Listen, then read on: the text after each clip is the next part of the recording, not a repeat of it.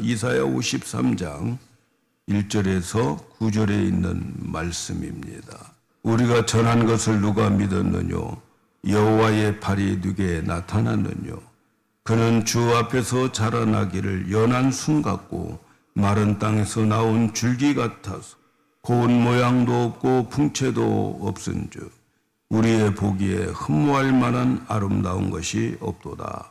그는 멸시를 받아서 사람에게 실어버린 바 되었으며 간고를 많이 겪었으며 질고를 아는 자라. 마치 사람에게 얼굴을 가리우고 보지 않음을 받는 자 같아서 멸시를 당하였고 우리도 그를 위하여 귀히 여기지 아니하였도다. 그는 실로 우리의 질고를 지고 우리의 슬픔을 당하였거늘 우리는 생각하기를 그는 질머를 받아서 하나님에게 맞으며 고난을 당하였다 하였노라. 그가 찔림은 우리의 허물을 인함이요 그가 상함은 우리의 죄악을 인함이라. 그가 징계를 받음으로 우리가 평화를 누리고 그가 채찍을 맞음으로 우리가 나음을 입었도다. 우리는 다 양 같아서 그릇 행하여 각기 제 길로 갔거늘 여호와께서는 우리 무리의 죄악을 그에게 담당시키셨도다. 그가 곤욕을 당하여 괴로울 때에도 그 입을 열지 아니하였으며 마치 도수장으로 끌려가는 어린 양과 털 깎는 자 앞에 잠잠한 양같이 그 입을 열지 아니하였도다. 그가 곤욕과 신문을 당하고 끌려갔으니 그 세대 중에 누가 생각하기를 그가 산자의 땅에서 끊어짐은 마땅히 형벌을 받을 내 백성의 허물을 인함이라 하였으리요. 그가 강포를 행치 아니하였고 그 입에 괴사가 없으나 그 무덤이 악인과 함께 되었으며 그 묘실이 부자와 함께 되었도다. 아멘. 할렐루야. 오늘 제목은 대리심판 이렇게 제목을 정하고 함께 은혜 받기를 원합니다. 이번 주간은 고난주간입니다. 이 땅에 오신 예수 그리스도께서 이 인생의 마지막 한 주간을 보내는 그러한 주간입니다. 십자가 지시기 전에 그 한 주간 동안 예수님의 그 고난은 인간으로서의 최고의 고난을 받은 그러한 한 주간이었습니다. 그래서 우리는 이 주간을 고난주간이다 이렇게 말씀을 드립니다. 고난주간. 내가 고난받는 게 아니고 예수님이 고난을 받으신 고난주간이다 라고 하는 거죠. 예수님께서 이렇게 고난을 받으시고 십자가에서 죽으신 것은 우리가 다 아는 대로 우리를 구원하시기 위한 것입니다. 성경은 모든 사람이 죄를 범하였다 이렇게 말씀합니다. 모든 사람. 여기에 제외된 사람이 없지요.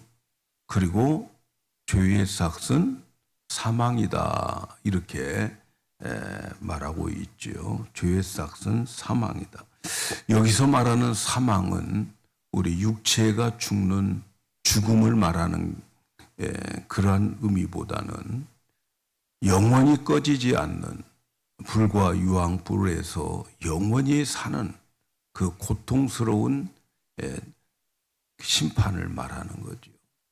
그래서 누구든지 이제 심판을 받게 되는데 영원히 꺼지지 않는 불 속에서 영원히 사는 것, 그것을 성경은 사망이라 이렇게 말합니다. 이것을 우리에게 면제하기 위해서 예수 그리스도께서 오신 거지요. 그런데 이 지옥을 면하고 천국에 들어갈 수 있도록 하기 위해서 예수님이 오셔서 한 일이 대리 심판을 받으셨다 하는 거예요. 지옥의 심판을 대신 받으신 것이다 라는 거죠. 그래서 죄인인 인간들을 위하여서 죄 없는 누군가가 대신 하나님의 심판을 받고 벌을 받는 것을 대리 심판이다 이렇게 말합니다. 이 방법이 아니면 인간은 하나님의 죄 용서를 영원히 받을 수 없고 구원받을 수가 없어요. 지금까지 구약 성경을 보면 죄 용서에 대한 개념이 제사적인 개념으로 이제 우리에게 알려지고 있고 이스라엘 백성들에게 알려졌죠. 제사를 드리는 것, 내가 죄를 짓고 죄인이라고 하는 것을 알고 그리고 내가 용서함을 받으려면 흠없는 어떤 짐승을 이제 제사장에게 성막이나 성전에 가지고 가서 이제 그 짐승 위에 손을 얹고 이제 제사장이 기도해 주면 이 사람의 죄가 이 짐승에게로 전가되는 거예요. 그러면 그 짐승을 이 사람이 보는 앞에서 죽여서 제사를 드리는 거죠. 그래서 우리 인간의 죄에 대한 하나님의 진노를 이 제사적인 개념으로 이렇게 생각을 많이 해왔어요. 그런데 오늘 우리가 읽은 말씀을 보면은 제사적인 개념보다는 직접적인 형벌의 개념을 여기에서 말씀하고 있고 그것으로 인해서 대리 심판을 설명하고 있어요. 마치 형벌의 현장에서 그 형벌 받는 사람을 옆에서 보는 것처럼 생생하게 설명을 해주고 있습니다. 오늘 우리가 읽은 말씀은 예수님이 오시기 약 700년 전에 예언된 말씀이에요. 그래서 예수님이 오셔서 700년 전에 예언했던 그 예언의 말씀이 성취되는데 그 성취됨이 바로 대리 심판을 받으시기 위해서 오신 예수님이다. 이렇게 예언을 하고 있습니다. 예수님이 인간의 죄를 위해서 대리 심판을 받았다는 개념은 우리가 쉽게 이해하기가 힘든 그러한 말씀이죠. 도대체 내가 무슨 죄를 졌길래 설령 내가 죄를 졌다 할지라도 어떻게 다른 사람이 나의 동의를 받지도 않고 나를 대신해서 심판을 받을 수 있느냐 하는 의문도 생깁니다. 그렇게 대신 심판을 받았다고 해서 내 죄가 단번에 다 용서될 수 있느냐 이런 질문을 할 수 있죠. 그런데 성경은 그럴 수 있다고 말씀하는 거예요. 그리고 사실 예언자들도 그 사실을 몰랐었고 이해할 수 없었다 이렇게 말합니다. 이 대리 심판은 오직 하나님이 계획하신 가장 탁월하고 놀라운 구원의 방법이고 다른 것으로는 절대로 열 수 없는 천국의 문을 열 수 있는 하나님의 위대한 방법이 바로 대리 심판이다 하는 거예요. 오늘 우리가 읽은 말씀을 보면 첫째로 이 대리 심판에 대해서 그 심판을 받기 위해서 오신 예수님에 대한 오해가 먼저 있었어요. 예수님의 겉모양만 보고 예수님을 오해한 사람들이 있었어요. 1절, 2절을 보면 우리의 전한 것을 누가 믿었느냐? 여호와의 팔이 네게 나타났느냐? 그는 주 앞에서 자라나기를 연한 순 같고 마른 땅에서 나온 줄기 같아서 고운 모양도 없고 풍채도 없은즉 우리 보기에 흠모할 만한 아름다운 것이 없도다. 첫 번째 오해가 뭐냐면 예수님에 대한 오해인데 이 땅에 오신 예수님의 모습이 너무 초라하게 오셨다는 거예요. 초라하게. 그 오해 중에 예수님을 보니까 예수님의 모습이 사람을 구원하기 위해서 오신 예수님이라고 한다면 큰 권세와 능력을 가진 것을 보여주면서 오셔야 되는데, 연약하고 또 마른 땅에서 나는 한 줄기의 연한 줄기 같은 모습으로 오셨다는 거죠.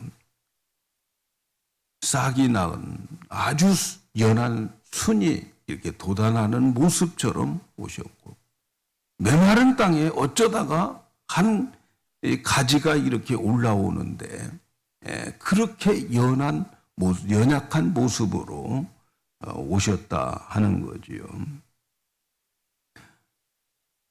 큰 밧줄, 아주 두꺼운 밧줄을 가지고 와서 우리에게 던져주면, 잡아라 그러면 우리 누구나 다 잡아서 살릴 수 있을 터인데, 큰 밧줄도 아니고 아주 마른 땅에서 한 줄기 올라오는 그런 줄기 같은 것을 우리에게 내밀으면서 잡아라 그러면 구원받는다. 누가 그걸 믿겠습니까? 누가? 그래서 선지자들도 우리가 전한 것은 누가 믿겠느냐, 이렇게 이야기를 하는 거예요. 그 메시지를 아무리 믿으려고 해도 믿기지 않는 거죠. 전하는 선지자도 자신도 믿기지 않은 거예요. 이 세상의 모든 인류의 죄를 구원하기 위해 오신 예수님의 그냥 순한 싹 하나가 딱 올라와서 그것을 보고 믿으라고 하면 누가 믿겠느냐 하는 거죠. 그러니까 하나님의 구원의 방법이 사람들이 생각하기에 너무 의외였기 때문에 아무도 믿으려고 하지 않았다 하는 거죠.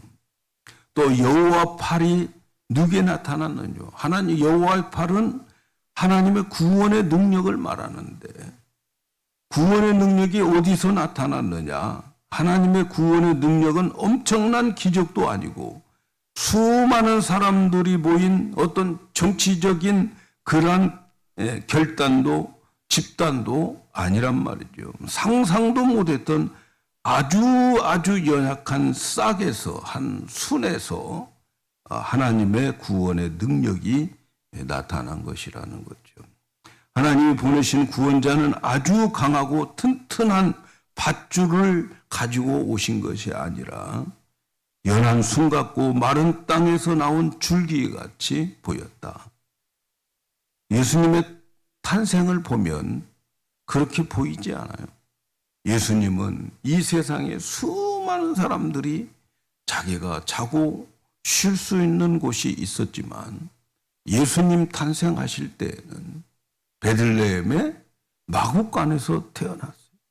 아니, 마구간에서 태어난 그 아이를 보고 이가 온 세상 사람들을 구원할 자다, 이렇게 믿을 사람이 있겠습니까? 여러분은 믿겠습니까? 믿을 사람이 없는 거지요. 그뿐 아니라 예수님의 외모도 굉장히 매력이 없어요. 성경이 그렇게 말하고 있어요. 고운 모양도 없고 풍채도 없고 흠모할 만한 아름다운 것도 없다. 우리 사람은 외모를 좋아하지요. 외모가 잘생긴 사람들을 좋아하죠. 그런데 예수님은 실제로 외모가 어떻게 생겼느냐, 그 겉모양을 보니까 예수님에게는 매력이라고 하는 게 하나도 없어요. 매력이라고 하는 것, 흠모할 만한 아름다운 것이 하나도 없어요. 틀림없이 예수를 여러분들이 보았다면 실망했을 거예요. 실망. 굉장히 실망했을 거예요. 여러분들이 보고 있는 그 예수님의 초상화, 이런 것들을 보면서 예수님 근엄하게 생겼네. 그거 가짜예요, 가짜. 예. 그거 믿지 마세요. 여러분, 정 목사 보고 있는 여러분들이 훨씬 보기에 아름다운 거예요. 예수님 옆에 계시면 정 목사가 더 아름답게 보여요. 믿거나 말거나 사실이에요, 여러분. 성경이 그렇게 말하고 있잖아요. 예? 성경이. 흠모할 것이 하나도 없다. 더 나아가서 이사야 53장 3절에 그는 멸시를 받아서 사람에게 실어버린 바 되었으며, 사람들에게 실어버린 바 되었으며, 간고를 많이 겪었으며, 질고를 아는 자라 마치 사람들에게 얼굴을 가리워 보지 않으려고 한 사람과 같다. 여러분, 길거리 다니면서 보고 싶지 않은 사람들 있잖아요. 주로 어떤 사람들이 보고 싶지 않아요? 예? 길거리에서 홈리스들, 구걸하는 사람들, 일부러 안 보려고 저기서부터 봐놓고 얼굴 돌리고 가지 않아요, 여러분? 예? 보고 싶지 않은 거예요. 예수님을 쳐다봤을 때 모든 사람들이 보고 싶지 않아요. 거지 취급을 하는 거예요. 보고 싶지 않았다. 외모로는 보고 싶지 않았어요. 그래서 사람들이 예수님을 멸시하는 거예요. 저런 인물이 뭘 해? 그러는 거예요. 여러분, 사람을 외모로 보지 마시기 바랍니다. 예수님 섭섭해 하시. 야, 나 혼자 외모로 서름 당했으면 된다. 너희 주위에 있는 사람들은 외모로 보지 마라. 예. 사실 우리 교회 성도 여러분들은 너무 다 개성이 있어요. 개성이. 예. 그래가지고 모든 분들이 다 나름대로 정말 아름다워요. 제가 한 주간 동안 기도하면서 여러분 한 사람 한 사람 생각할 때 정말 감사 기도를 드리지 않을 수가 없어요. 어쩌면 하나님 우리 교회에 이런 분들을 보내주셨는가. 너무 감사해요. 여러분과 함께 예배드리고 여러분과 함께 신앙생활을 한다는 자체가 저에게는 행복이에요. 행복. 예. 여러분도 그런 행복을 느꼈으면 좋겠어요. 우리 주위에 있는 성도 여러분들을 생각하면서 나는 진짜 행복한 신앙생활을 하고 있다. 행복한 교회를 다니고 있다. 이런 생각들이 있으면 좋겠어요. 있을 줄로 믿습니다. 우리 예수님은요, 우리보다도 여러분보다도 훨씬 외모적으로 보면 흠모할 게 없었다. 그렇게 말씀합니다. 예수님은 빌라도의 심판을 받을 때에 겟세마네에 있는 많은 그 예수님을 십자가에 못 박혀 죽게 하는 그때에 많은 사람들이 예수님을 보기를 원하지 않았어요. 보기를 원하지 않았어요. 우리가 생각할 때 예수님 십자가에서 돌아가실 때에 예수님 정말 안 됐다. 죄 없는 분이 왜 저렇게 돌아가셔야 되나. 그런 생각 가지고 그 사람들이 모였을 것 같습니까? 전혀 아니에요. 그런 생각 전부 십자가에 계신 그 예수 그리스도를 보고 싶지 않은 거예요. 보고 싶지 않은 거예요. 예수님은 많은 간고를 겪었고 질고를 아는 자라. 예수님 자랐을 때에 가난했다는 거예요. 예수님이 어렸을 때에 목수로 생활했어요. 요즘처럼 뭐 대접받는 목수가 아니잖아요. 그때 뭐 고친다고 해봤자 얼마나 잘 고치겠어요.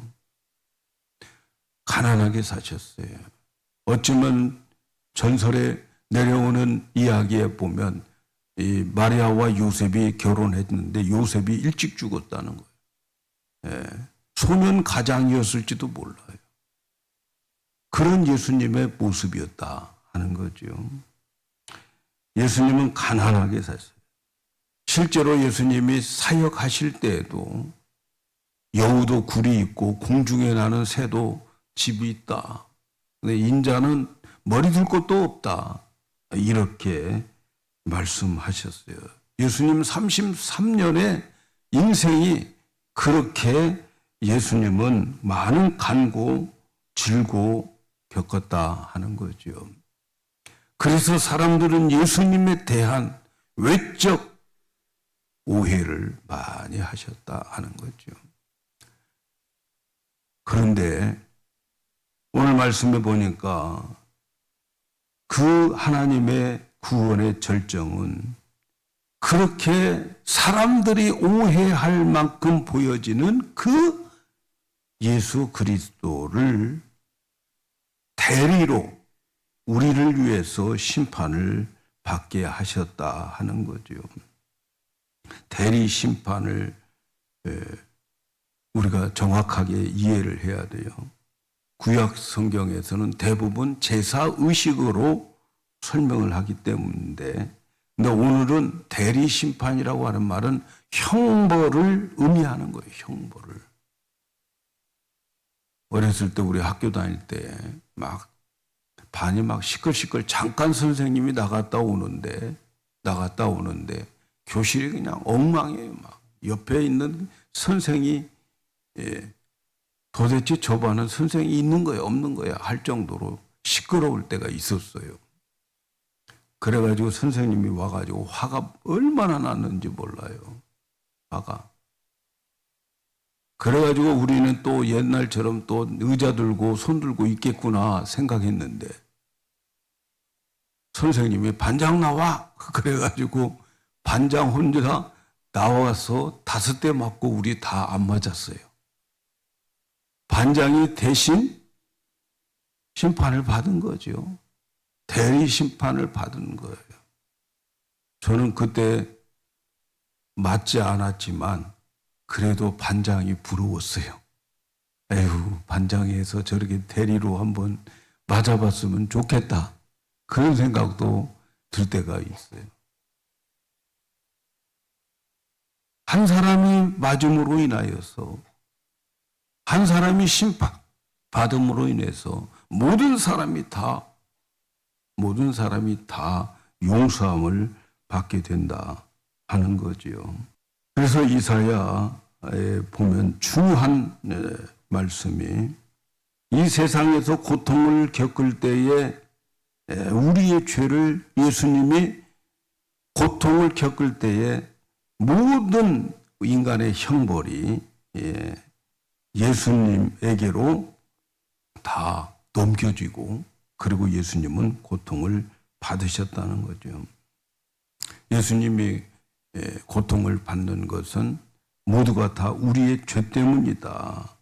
많은 사람들이 조롱하고 또 많은 사람들이 업신여기고 했던 모든 것들 다 우리가 받아야 할 그러한 것을 예수님이 받으셨다 하는 거죠. 그런데 우리 인간들은 예수님이 그렇게 고통을 받을 때에 인간들은 너무 무지해가지고 저것은 예수님이 저렇게 고통을 받는 것은 예수님이 뭔가 잘못했기 때문에 저런 심판을 하나님으로부터 받고 있구나. 이렇게 오해를 하고 있었다 하는 거지요.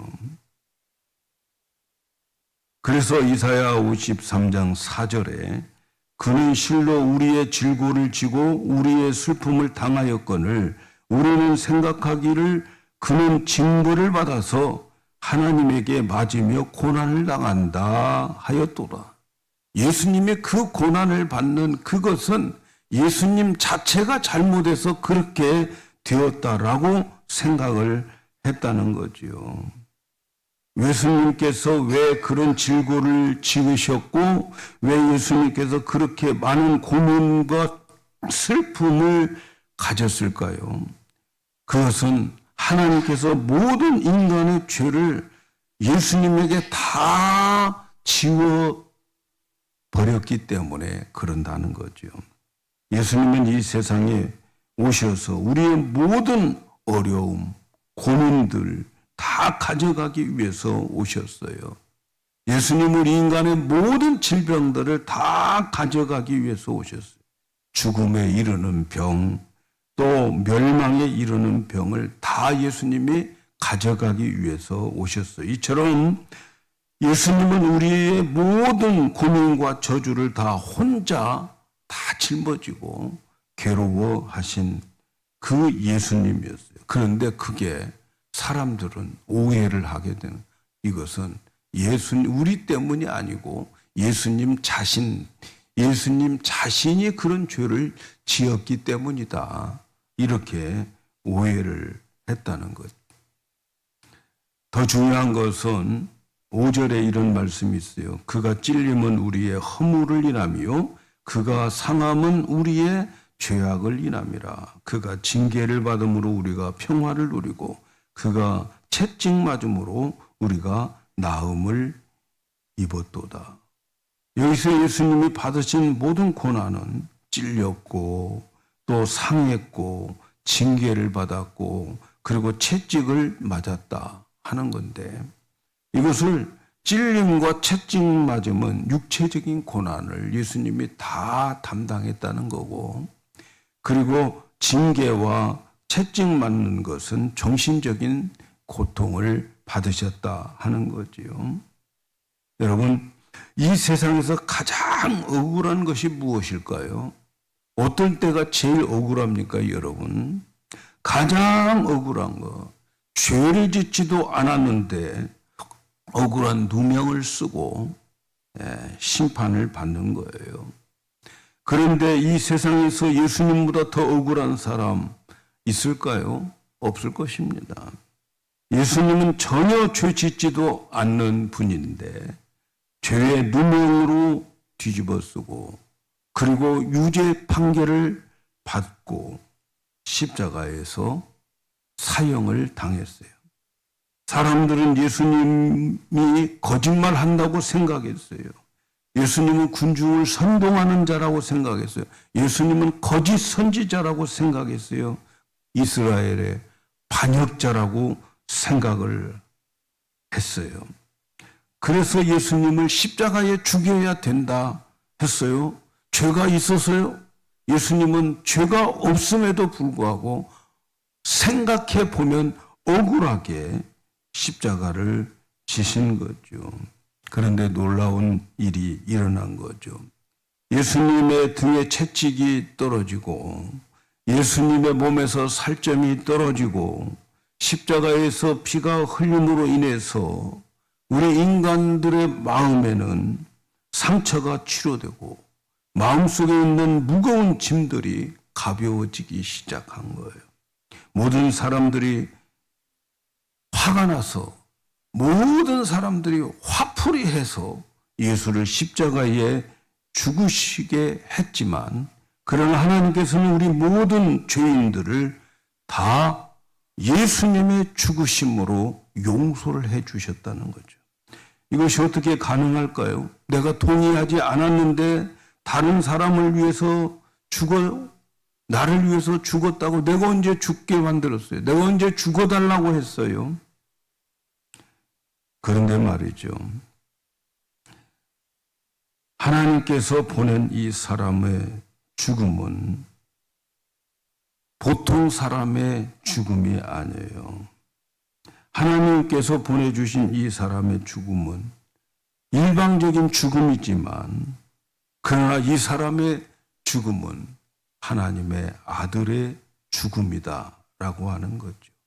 지극히 높으신 하나님의 아들이 우리같이 흙으로 만들어진 아담의 자손이 아닌 신이, 하나님이 우리를 위해서 죽어주셨다 하는 거죠. 이 하나님의 아들은 피 한 방울만 흘려도 인류의 모든 죄들이 다 사함을 받고도 남습니다. 사실 예수님은 우리 죄에 비해서 너무나도 많은 것을 지불하셨어요. 자기의 육체의 모든 몸과 그리고 그의 몸에 있는 모든 생명, 피를 다 지불하신 거죠. 그래서 예수님이 채찍에 맞으시고 십자가에서 못 박혀 죽으신 것은 어느 한 귀족의 죽음이 아니고 지극히 높으신 하나님의 아들의 죽음으로 우리 인간의 죽음과는 비교할 수 없는 존귀한 죽음입니다. 그의 죽음은 우리의 모든 죄를 다 가져가 버렸어요. 우리가 할 수 있는 일은 오직 그 사실을 믿는 것밖에는 없어요. 하나님께서 사랑하는 아들의 죽음이 헛되지 않기를 원하는 것은 우리 모두가 그 예수 그리스도가 우리의 죄를 위해서 죽었다라고 하는 사실을 믿는 것을 하나님은 기대하고 있는 거지요. 누구든지 아들을 믿고 나오는 자는 이제부터 하나님은 다 용서해 주겠다는 거예요. 어떤 죄를 졌어도 예수 그리스도의 그 죽음을 나의 죄 때문이라고 믿는 자들은, 그리고 그 예수님이 나를 위해서 십자가에서 죽어주셨다고 하는 사실을 믿는 자는 무조건 용서해 주시겠다. 무조건 용서해 주시겠다. 하나님께서 그렇게 약속을 하신 거예요.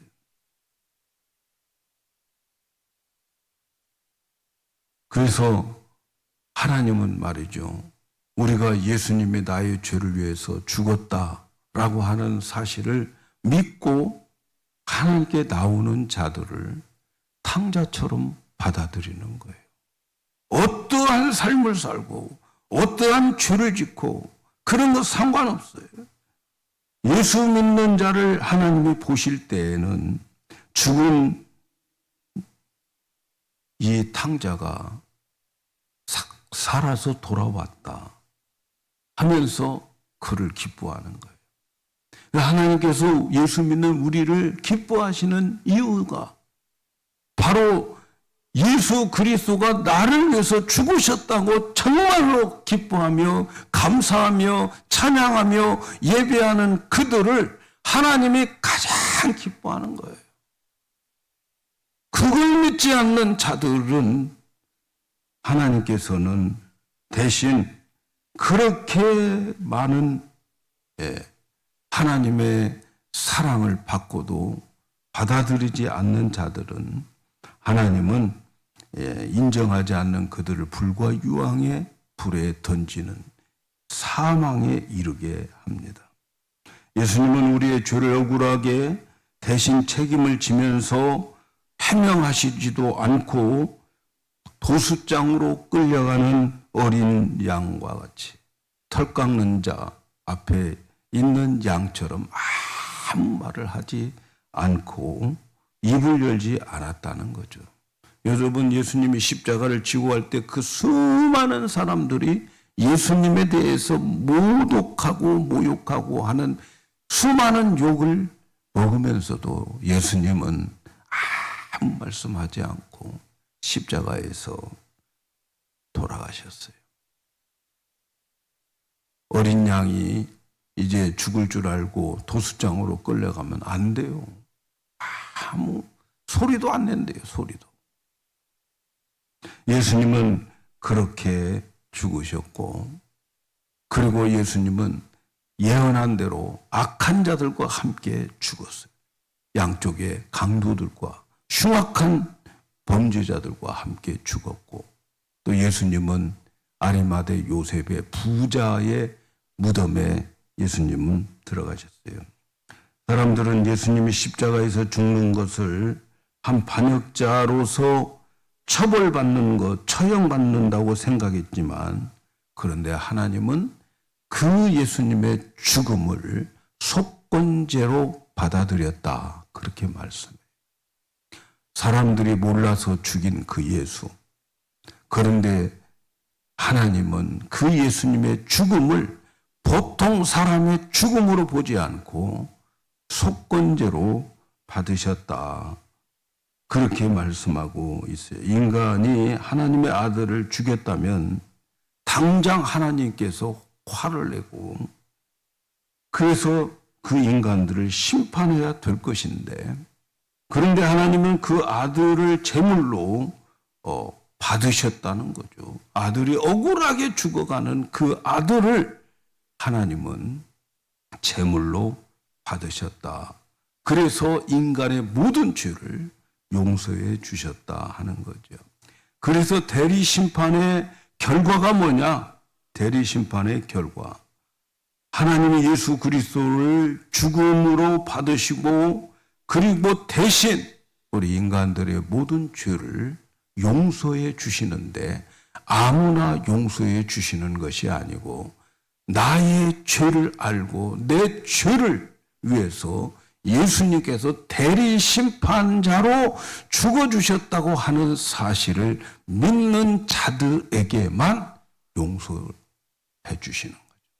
예수님의 보혈 십자가에서 흘리신 그 죽음의 공로는 온 인류의 사람들을 다 구원할 수 있지만 구원하고도 남지만 그러나 그 효력은 그 예수 그리스도를 내 죄 때문에 죽으셨다고 대리심판 받으셨다고 인정하는 자들에게만 구원이 있다 하는 것을 기억을 해야 됩니다. 십자가를 보면서 그래서 여러분은 무엇을 발견할 수 있겠습니까? 십자가 보면서 내 죄가 생각나야 돼요. 여러분, 천국은 죄를 짓는 자들이 갈 자격이 있고 죄 지었다고 고백하는 자들만이 천국을 갈 자격이 있는 거예요. 천국 누가 갑니까? 나 죄인이라고 인정하는 사람만 천국 가는 거예요. 그리고 예수님이 나의 죄를 대신해서 심판을 받아버렸다라고 하는 사실을 믿는 자들이 가는 거예요. 사람들은 교회에 왜 많이 안 나오고 다니다가 말고 그럽니까? 교회 다니는 사람들이 너무 생각하고 말하는 것하고 너무 달라요. 너무 어떤 면으로 보면 믿지 않는 사람이 더 착해요. 그래서 안 나오는 거예요. 여러분, 교회 나오는 사람들은 예수님이 나의 죄를 위해서 죽으셨다 하는 사실을 믿는 자들이 나오는 거예요. 내가 죄인이라고 하는 것을 아는 자들이 교회에 모여 있는 것이지 착한 사람이 교회에 모여 있는 게 아니에요. 우리는 나를 위해서 대리 심판을 받으신 예수 그리스도, 그분이 나의 구주고 그분 때문에 내가 천국 문이 열리고 천국에 들어갈 수 있다고 하는 사실을 믿는 자들만 오는 거예요. 이번 고난주간을 맞이하면서 우리는 이 두 가지 사실을 기억해야 돼요. 첫째는 하나님께서 독생자 예수 그리스도를 나를 위해서 보내주셔서 예수 그리스도께서 그 많은 수모를 당하면서 내 대신 심판을 받게 하셨다. 하나님 아버지와 예수 그리스도에 대한 감사가 넘쳐야 돼요. 하나님, 예수님 동정하지 마시기 바랍니다. 예수님이 나를 위해서 그 고통을 받으셨네요. 동정하지 마세요. 감사하세요. 나 같은 사람을 위해서 하나님 아들을 보내주시고 그 예수님 온갖 수모를 다 당하고 그리고 십자가에 오해받고 죽었지만 그 죽은 예수 그리스도를 하나님은 속건 제물로 받으시고 우리 모든 죄를 용서해 주셨다. 이 사실을 묵상하면서 여러분 감사하는 고난 주간이 되기를 예수님의 이름으로 축복합니다.